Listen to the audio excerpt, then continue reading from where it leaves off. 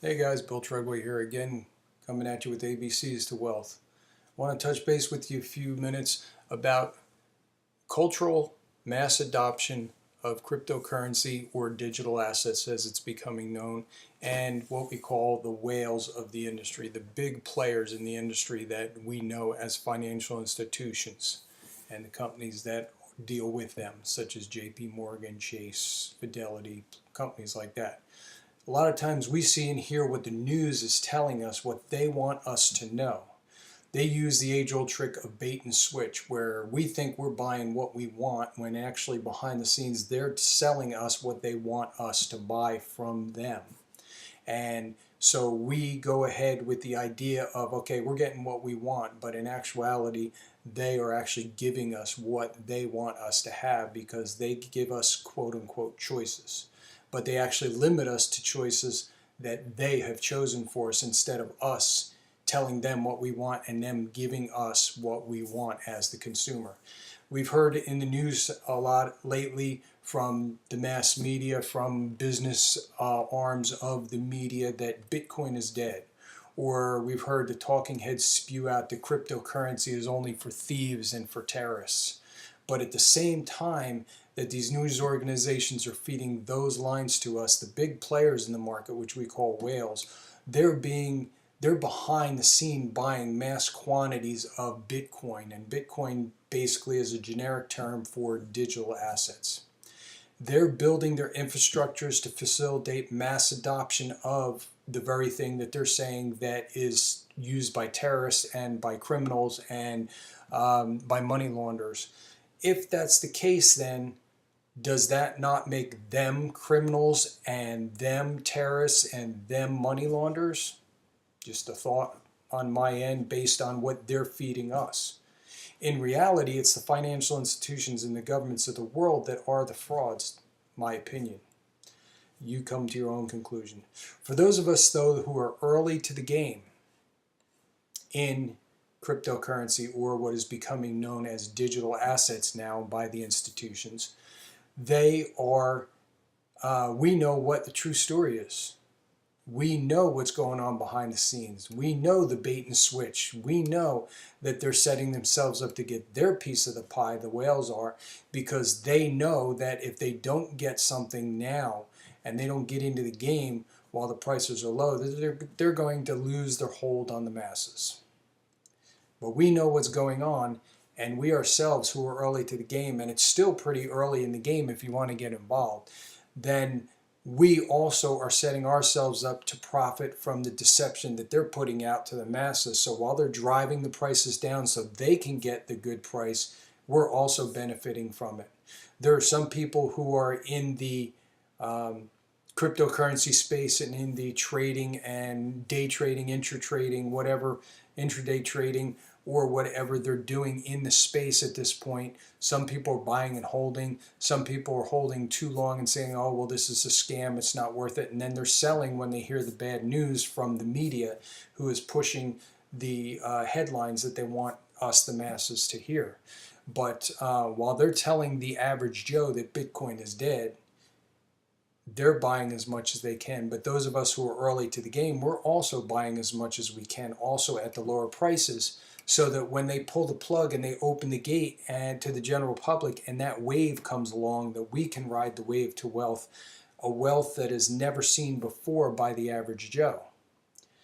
And this is the opportunity of maybe 2 lifetimes that's here at this point right now. And we are still early to the game. We are still in the early adoption phase. Now, it's getting close to the point where these big guys are going to pull the plug. Later in Q1 here of this year, we've got the New York Stock Exchange coming on board. They're going to open up their trading platform for cryptocurrencies, digital assets, as it's actually becoming titled now. We've got the NASDAQ, which is also opening up. JP Morgan, Chase, Fidelity is opening up an arm called Fidelity Digital Assets. Citibank, MasterCard, Visa, TD Ameritrade, all these guys that we've known that have been the traditional finance guys, they're all telling us especially over 2018, that Bitcoin is dead, Bitcoin's a scam, it's this, it's that. And the whole time that they've been telling us that and getting people, the average Joe, to get out of the market, they've also been buying up and buying up and buying up and getting millions and millions and billions of cryptocurrency or altcoins, so that they can build their coffers up so that when this wave opens up, that they can get their piece of the pie. But we, who are early to the game, we have still got a way to get in here and make the same kind of money they're making with whatever investment we can afford. One of the things you always want to make sure that when you're investing, you never invest more than you can afford to lose, because of the fact that investing is a risky game. Now, while the whales and the big financial guys are telling us, oh yeah, get out, Bitcoin's bad, it's only for thieves and terrorists and for money launderers, they're building up their tills so that when this whole thing opens up, that they will be still what they think is in control of everything that's going on in the world. And really they're not, because digital assets, Bitcoin as it's known at this point, digital assets are made in such a way, and they've been created in such a way where it is not a centralized control of money like the central governments of the world, like the SEC, like the US government, like the World Bank, and those entities have wanted it to be. Bitcoin is not like that. Cryptocurrency, the blockchain technology is not like that, and they cannot control the masses anymore, because this is something that the masses actually control and the masses will be driving. But if you're not sure about it, here's some of the latest clues to the truth that digital assets are surfacing in the culture. And remember too, the trends that happen, think about the internet, the trends that happen actually happen in the culture first before they're actually embraced by and taken in by the big corporations and the financial guys. Think about right now, you've got universities that are investing in digital assets, such as Dartmouth, Yale, MIT, and universities such as that. They are purchasing digital assets on the markets where you're really not going to see the purchasing that goes on, quote unquote, behind the scenes. They're buying on the OTC market, over the counter market, where you really don't see those things happening all the time up in the news and the headlines and in the numbers of what's going on in the digital asset space. But be assured that they are buying it. And the thing about digital assets is that there is what is called a interledger protocol, and you can go to that interledger protocol and you can call up anybody's account number if you have it, and you can find out what transactions are happening in the digital asset space, and you can find out who's buying and who's selling and where it's going to and how much. Of course, you can't see all the particulars that go on within the bank's ledgers, but you can see on the interledger protocol. You can see the information there. And like I said before, Bakkt and the NASDAQ and JP Morgan, Chase, Fidelity, Digital Assets, Citibank, MasterCard, Visa, TD Ameritrade, all those guys that we're used to hearing their name, they are also getting ready, either setting up platforms or taking ICOs and things like that and raising money for their platforms to be able to trade to the average Joe. Here's another thing that shows us that digital assets are being embraced by the culture before the institutions. Bitcoin ATMs are showing up in various places around the world. London Bridge, for one, is a location that you can find a Bitcoin ATM. Also, the Crabtree Valley Mall in Raleigh, North Carolina, which is only about 2.5 hours from where I'm at here, there's also one there. There's also a local guy here who is a computer repair guy and electrical tech guy who repairs cell phones and computers and things of that nature. And when you walk into his business, you see on the front of his counter it says Bitcoin accepted here, which is pretty interesting. Then Netflix is filming a documentary about altcoins, coins that are other than Bitcoin, such as Litecoin and XRP and BitTorrent and things like that. Alternate coins, coins that are other than Bitcoin. There are apps that you can use to buy pizza now with Bitcoin. ln.pizza is one of them. The MMA is now being sponsored by cryptocurrency by a company called Litecoin. The mixed martial arts, the MMA, if you go to their site, you can see Litecoin there as one of the sponsors. Formula One racing is also being sponsored. Red Bull and Futuro Coin have teamed up to back and to promote one of the racing teams, and their advertisements for Futuro Coin is on their cars. Here's an interesting one. The state of Wyoming has passed a bill that states that cryptocurrency is now legal for purchase in the state. The bill goes into effect March 1st of this year. The Congress of the United States has a bill before it at the moment called the Token Taxonomy Act. This bill, if passed, would state that cryptocurrency is not a security and can't be held to the same regulations as stocks, bonds, and other assets, since they are not actual cryptocurrencies, or since they are not actual companies that people can purchase and have a physical portion of a company. They are a technology. Many countries in the world also have started using digital assets or are in the adoption stages of a form of cryptocurrency in their nation due to the fact that digital assets are more easily available to the nation, due to the fact that people in remote regions in the countries who can't get to a traditional bank because of the distance between them and the bank, they can do it now through digital assets, because at this point right now, most people in the world have smartphones in their hands, and because they have smartphones in their hands, the digital assets that are used and can be purchased and used for purchases, they can do that on their smartphone. So this, coupled with the company like Amazon, you have a winning combination. From anywhere in the world, you can basically get onto Amazon and say, hey, I want this, I want to pay with Bitcoin, I want to pay with XRP, I want to pay with Litecoin, and they'll set that up and they'll be able to make that purchase for them. And what they do is they take the fiat currency, trade it over, and switch it over into the fiat of the other country. The next thing that is a sign of adoption for the culture is that the masses are trusting digital assets over fiat currency because people don't trust their governments anymore, especially after the financial collapse of 2009 in the US with the ripple effect that went across the globe. Then you have the collapse of the economy in Cyprus with the bailouts and the bail-ins that followed.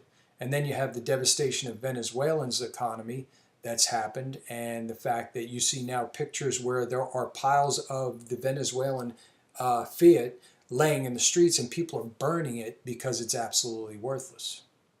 Or what about the fiasco that was Turkey? There was another economic collapse there in Turkey.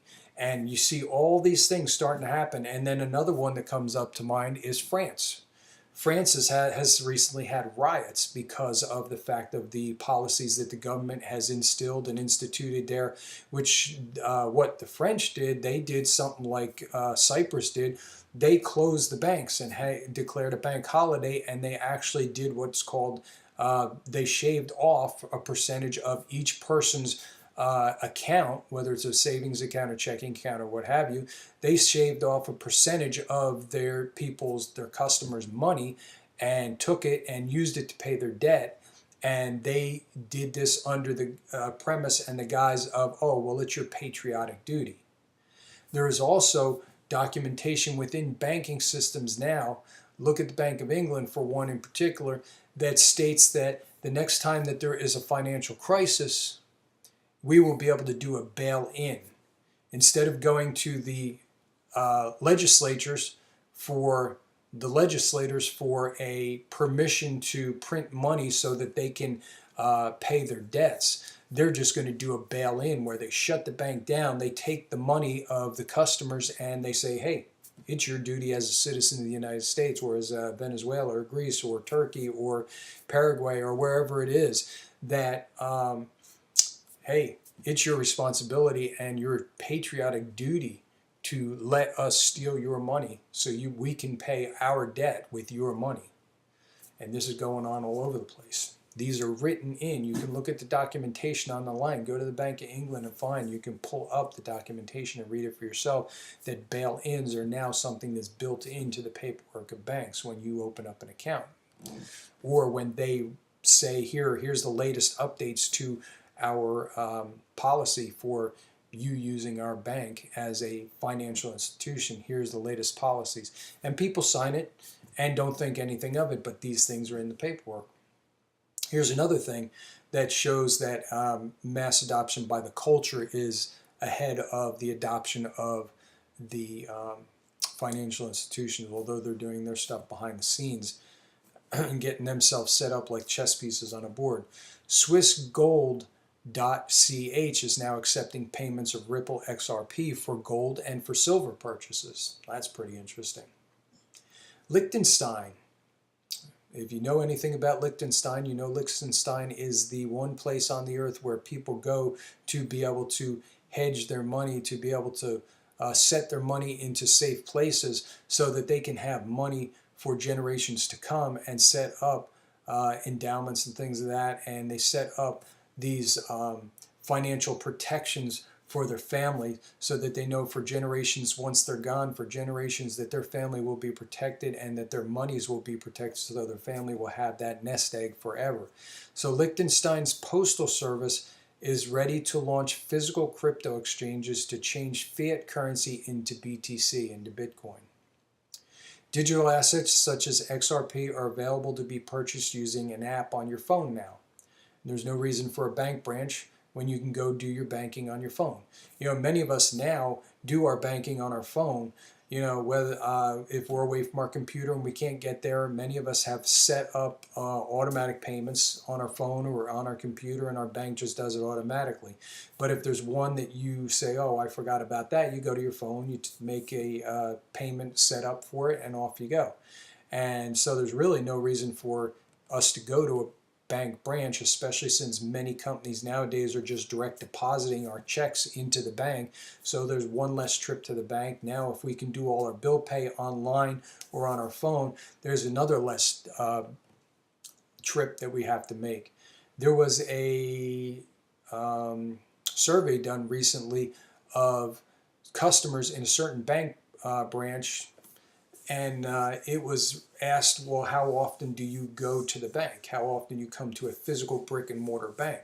And they found out that 25% of their customers do not use a bank anymore. They have lost 25% of their customers to the traditional old way of doing banking. Here's another one. Last one I want to touch on for now. Australian consumers can now spend XRP at 1 million locations and withdraw money at 30,000 ATMs. So there you go. There is the cultural mass adoption in spite of what the news media is presenting to us and what the whales want to present to us as Bitcoin being, or cryptocurrency or digital currencies being the the road that the terrorists and money launderers and criminals and crooks use, and that, oh yeah, Bitcoin's bad, don't use it, stay with the fiat currency. Well, here I just listed for you a bunch, 15 to be exact, of what I listed down here, 15 examples of the culture accepting Bitcoin and cryptocurrencies, all because they've lost confidence in their governments. And irrespective of what the financial institutions and what the medias who are hand in hand with the financial institutions and the governments are doing, the adoption of cryptocurrency, digital currencies, digital assets actually, is in full swing. And every day I'm getting more and more and more headlines about companies and about entities and about people and nations and groups that are accepting and building and getting into and using digital assets. Another one that comes to mind is the fact that people are, because they have lost the faith in their government and they don't trust the politicians and any of them, they are turning to these entities and they're using them just like water goes through a sieve. They're using them at that rate, and the rate of the cultural adoption of cryptocurrencies is absolutely amazing. Take a look for yourself, look on the internet, and find the news headlines that are going on with Bitcoin and Litecoin and XRP and Ripple, and just plug in cryptocurrency and you'll come up with a whole list of them, and see what you can find. See if what I'm telling you here is not the truth, and see if there are not things that are going to blow your mind about what's going on that the average person doesn't hear. Realize too that we are still in the early stages of the acceptance and the cultural change and the financial and the global change of cryptocurrency, of digital assets, as it's actually getting to be called and to be known in the financial institutions and the financial realm.